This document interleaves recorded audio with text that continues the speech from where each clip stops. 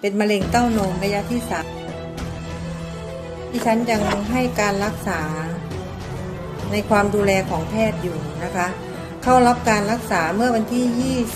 26 กุมภาพันธ์นะคะเริ่มผ่าตัดมะเร็งเต้านมนะคะตรงนี้นะคะดิฉันนะคะได้ตัดออกไปเต้าหนึ่ง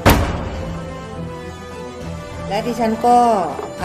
ได้เคมีบำบัดทั้งหมด8เข็มด้วยกันการรู้สึกว่าร่างกายจากที่อ่อนเพลียอ่อนแรงดิฉันไปไหนมาไหนได้นะคะไปตลาดไปห้างสรรพสินค้าไปทุกที่นะใครที่เป็นมะเร็งอย่ากลัวนะคะมะเร็งตายเราตายมะเร็งรอดเรารอดคิดแค่นี้กับการเป็นมะเร็งเราจะต้องไม่ซีเรียสเพราะว่าเรามีสิ่งดีๆที่จะทำให้ร่างกายของเรานั้นนะคะฟื้นฟูและปรับสภาพ